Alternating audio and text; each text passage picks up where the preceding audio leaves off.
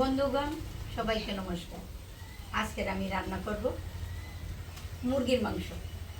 মুরগি আমার খেতে, আমি হাঁস পালি, মুরগি পালি, কবুতর পালি, সব কিছু মোটামুটি আমার বাড়ি থাকি পালি। তাই আজ আমি রান্না করব আমার ক্ষেতের মুরগি এবং একটা মুরগি, মোরগ মুরগি আছে না, মুরগির মাংসই রান্না করব। সঙ্গে দেবো কয়েক পিস আলু। কারণ কথা হচ্ছে কি, মাংসে কিন্তু সবসময় আলুটা স্বাদ লাগে, যে কোনো মাংসের আলু খুব স্বাদ লাগে। তাই অল্প কয়েক পিস দেবো আমি আলু। দেখেন আমি রান্না শুরু করি, আপনারা সবাই আমার সাথে থাকেন। এখন আমি চুলায় আগুন ধরিয়ে দেবো।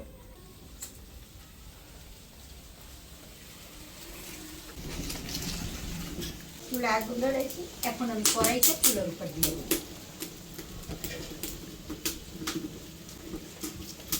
কড়াই গরম হয়ে গেছে, এখন আমি দিয়ে দেব আলু কয়েক পিস ভাজার জন্য একটু সরিষার তেল। তেল গরম হয়ে গেছে, এখন আমি আলু টুকরোগুলো দিয়ে দেবো একটু ভাজার জন্য।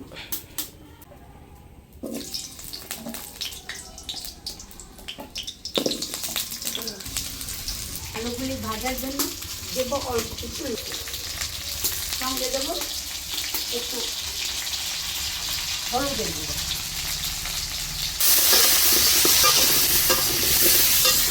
আলুগুলি ভাজা হয়ে গেছে, এখন আমি আলুগুলি তুলে নেব।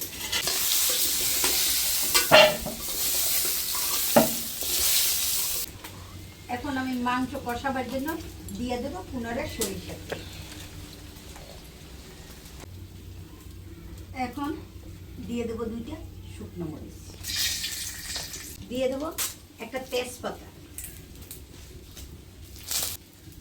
দিয়ে দেবো 3টা এলাচ, সঙ্গে দেব 3 টুকরো দারচিনি ও অল্প কিছু জিরা। এটা তেলটা ভাজা হয়ে গেছে, এখন প্রথম দিয়ে দেবো আমি পেঁয়াজ কুচি,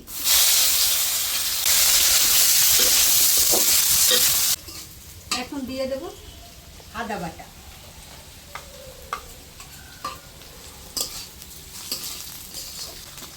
দিয়ে দেব রসুন বাটা,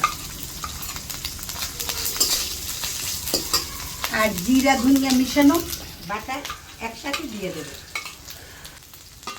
দিয়ে এখন আমি মশলাটা একটু ভালো করে কষাবো।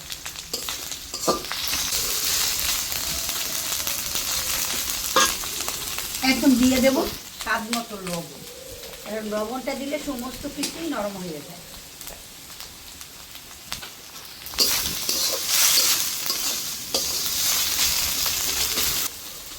মশলাটা সুন্দর করে কষানো হয়েছে, এখন দিয়ে দেব হলুদের গুঁড়া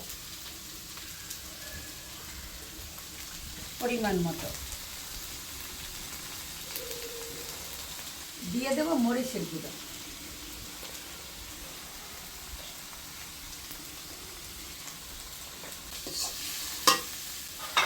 এখন দিয়ে দেবো মশলাটা সামান্য পরিমাণের জল। জলটা না দিলে এই যে মরিচের গুঁড়োটা ওইটা পোড়া লাগবে এবং তরকারির রঙটাই একটা আলাদা হয়ে যাবে, কালচা কালচা। তাই একটু দিয়ে দিলাম অল্প পরিমাণে জল। এখন আমি মশলাটা ভালো করে কষাবো।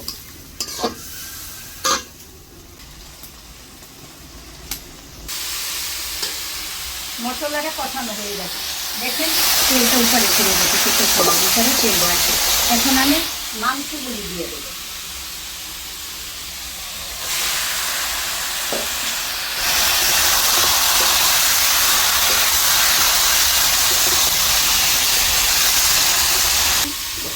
মাংসের পিসগুলো আমরা বড় বড় করছি, 1 পিস খাই, 2 পিস খাই, একটু বড় বড় খাই, যাতে স্বাদ লাগে। এখন আমি মাংসটা ঢেকে দেবো।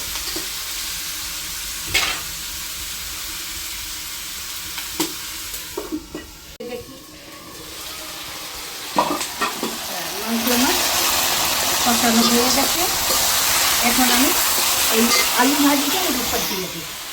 তার কারণ আলুগুলো এত শক্ত, সিদ্ধ হতে চাই না, তাই মাংসের সঙ্গে প্রথমে একটু দিয়ে দেবো।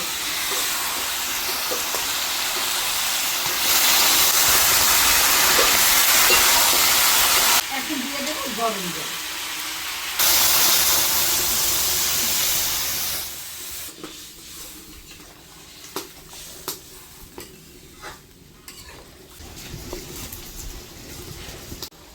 মাংসটা আমার গড়াই উঠছে, জাল দেওয়া হয়েছে ভালোভাবে, মাংসটাই হয়ে গেছে। এখন আমি কিছু সময়ের জন্য ঢেকে রাখবো যাতে করে আস্তে ধীরে সিদ্ধ হয়। এখন ঢেকে দিলাম, ছড়াটা তুলে দেখি। এটা দিয়ে তো করবো। এই দেখো আমি রান্না করি, তুমি মাংস খাবা? আচ্ছা, এই যে রান্না হয়ে গেছে, এই দেখছো মাংস রান্না হয়ে গেছে। এখন জিরা, ধনিয়া, তারপরে একটু দারচিনি বাটা, ওইটা একটু দিয়ে দেবো, কারণ এটা প্রথম দিলে ওই গন্ধটা থাকে না, তাই আমি নামাবার একটু দিয়ে দিই। আমি সবসময় একটু দিই।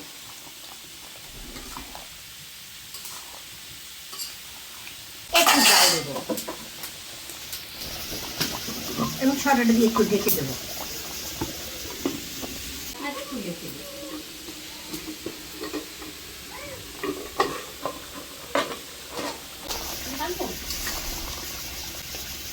আলু সিদ্ধ হয়ে গেছে, মাংসও সিদ্ধ হয়ে গেছে, এখন আমি নামাই।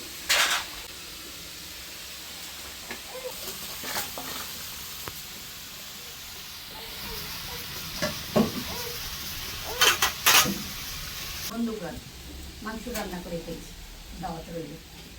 সুযোগ সুবিধা করে একবার আসেন, মুরগির মাংস খাইয়ে যাবেন এবং বন্ধু হিসেবে অনেক কিছু আলোচনা হবে। শেষের কথা হইল, রান্না তো করছি মুরগির মাংস। কেমন হয়েছে আমার মুরগির মাংস রান্না করা? আপনাদের যদি ভালো লেগে থাকে অবশ্যই লাইক করবেন, শেয়ার করবেন, কমেন্ট করবেন, সাবস্ক্রাইব করবেন।